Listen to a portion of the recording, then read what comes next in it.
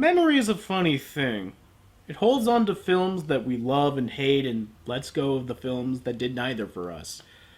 But sometimes it holds on to things that surprises even us. All of us have seen films that didn't give us any strong feelings one way or the other, but still leave a lasting impact. How many films over the course of your life can you vividly remember despite your lukewarm attitudes towards it? Dozens, right? Hundreds for some, surely. Me personally? Well, I'm surprised how much I remember about Stargate. To me, it wasn't very good, despite James Spader being his usual James Spader self. And yet, I remember tons about the film. I remember lines, I remember characters, I remember the stupid little jokes. I can't rightfully say that the film didn't affect me like other movies that I hold in similar regard, because it has. Maybe it was because of its out there plot, or maybe it was because of its unique setting, but the film managed to cut through and leave a lasting impact on me. Just like Blue Submarine number 6 has. Yeah, I thought he'd do Dragon Ball Z too.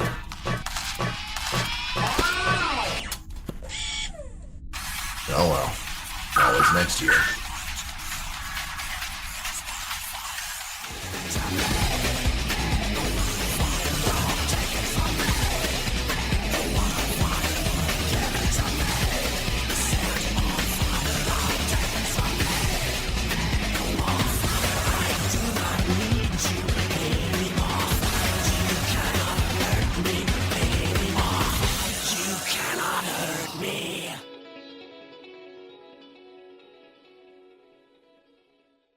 Shown during the heyday of Adult Swim, Blue Submarine number 6 is a 4-episode OVA that racked up a surprisingly loyal fan base. Honestly, this is one of the most requested episodes I've ever wound up doing. And I can certainly see why.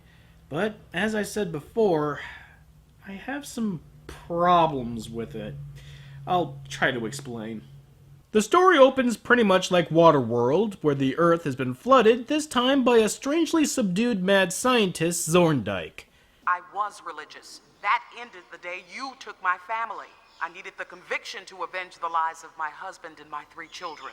Mankind. Mankind has grown too large. Ambitions and cravings, vengeance and hatred.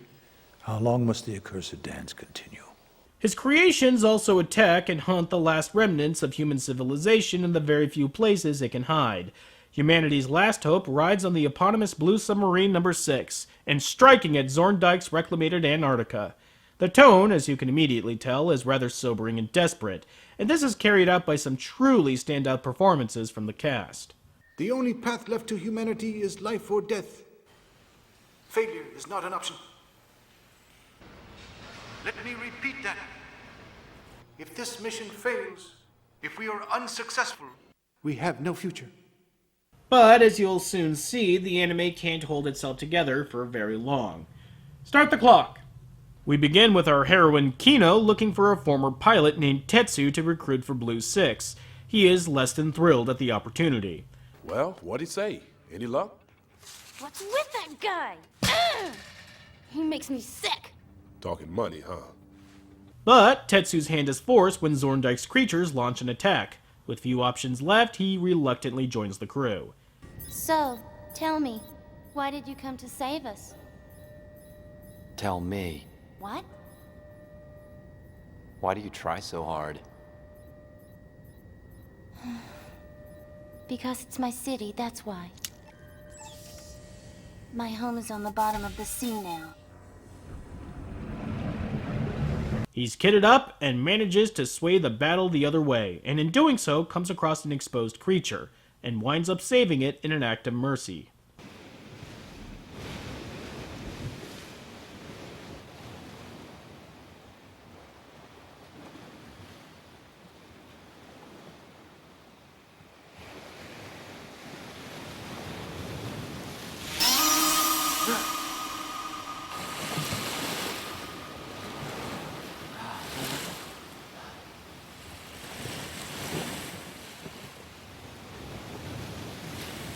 And time! How did I do?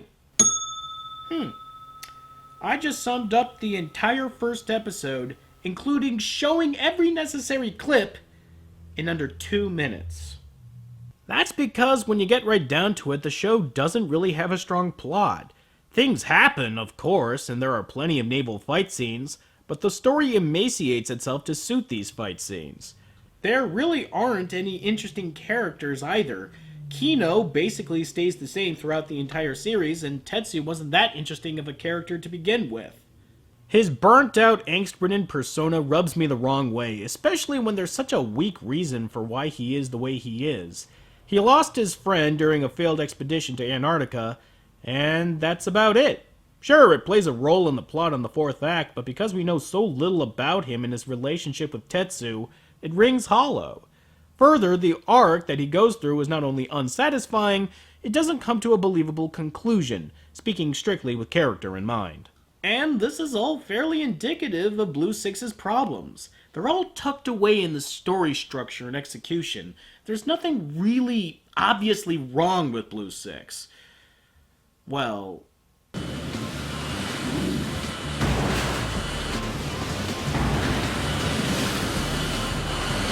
other than it hasn't aged well. The CG just looks so tacky, especially when paired up with the traditional animation, which is tragically top-notch, making it all the more distracting. I certainly understand that at the time it was new technology and this was pioneering animation, and I'm willing to give it some slack in that regard. It's also for this reason why I gave the helicopter scene in Golgo 13 some slack. Sure, it looks awful today, but for 1983, that's damn near Pixar level. But it still bothers me. That, and also the dubbing of the creatures. This time we'll finish them, Papa. Those pathetic fools. They won't get back to the land alive. Not one of them. You sound like the otters from South Park if they were auto-tuned. I shall smash your skull like a clam on my tummy. But as I said before, the problems that Blue Six faces lies deeper than that, and the majority all revolve around Zorndike's reason for ruining the Earth, or as he would put it, change the Earth. The performance must eventually end. So you feel you have the right to destroy mankind? It is inevitable.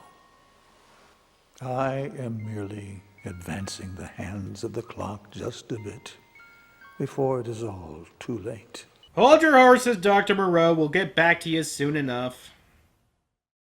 Go to hell! Enemy abandoned. Will return in a moment.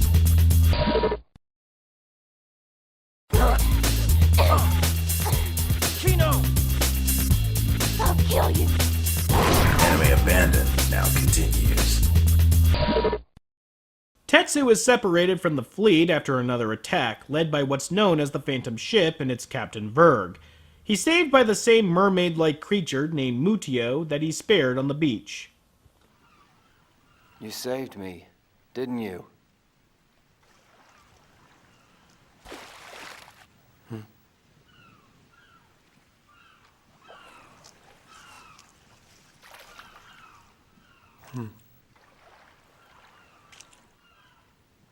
You brought that for me, didn't you?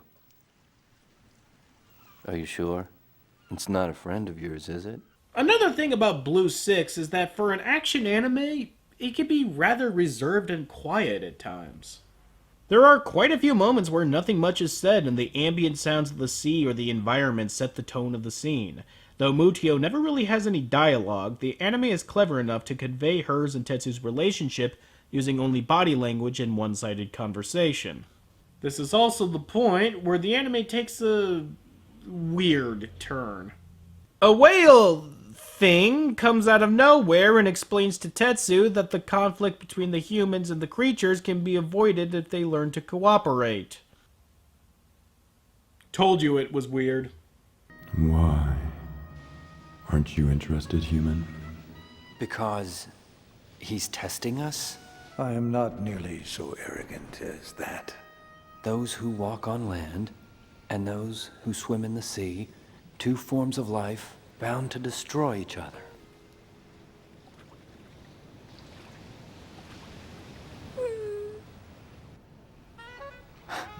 I certainly understand the direction the story took, but again, where it fails is in its execution.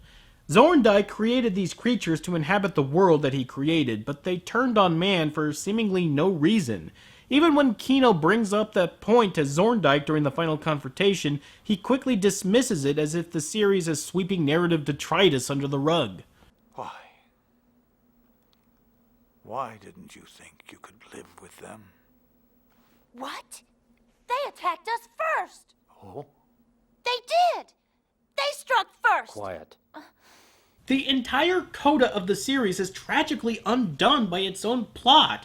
I mean, it would be different if no one remembered how the conflict started, so that way the message of overcoming enmity could ring true, but nope. The creatures attacked first. They're the bad guys.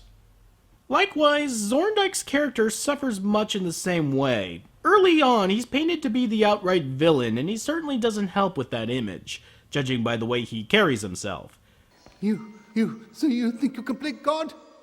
Of course not.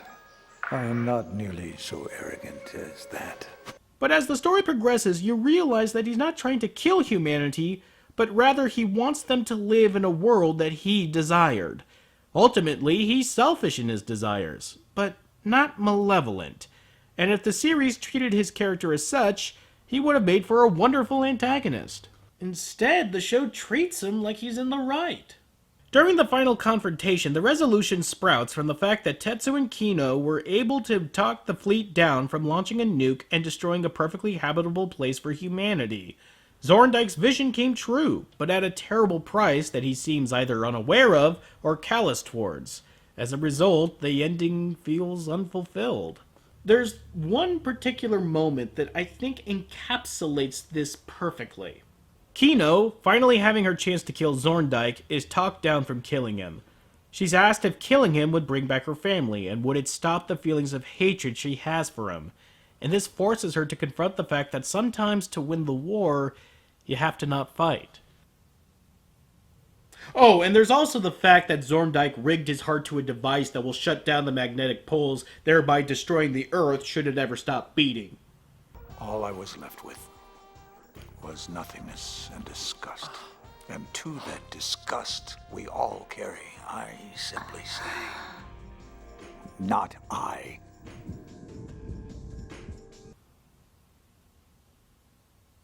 Why is that a thing?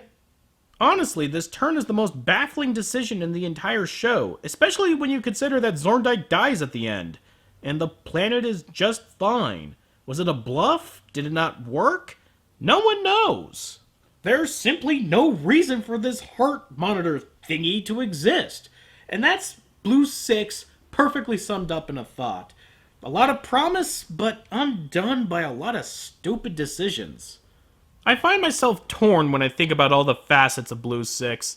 Logically, I know that the OVA shoots itself in the foot too many times for me to consider it good, and it bothers me too much for me to legitimately like it. And yet, I can't seem to write it off. The series did enough things right to merit the real estate it occupies in my head. It had some well-directed and inventive battle scenes, it was moody and atmospheric, and though its message was garbled in its delivery, it's a message that I find to be wholly important. So, with my back against the wall and gun pointed to my head, I guess I have to say that I like it. You're trouble, Blue 6. But I'm glad you're around. Well, Toonami month has come, and it is gone. But I have a feeling it'll come around again sometime. Until then, it's back to our regularly scheduled schlock. And boy, do I mean schlock. Till next time.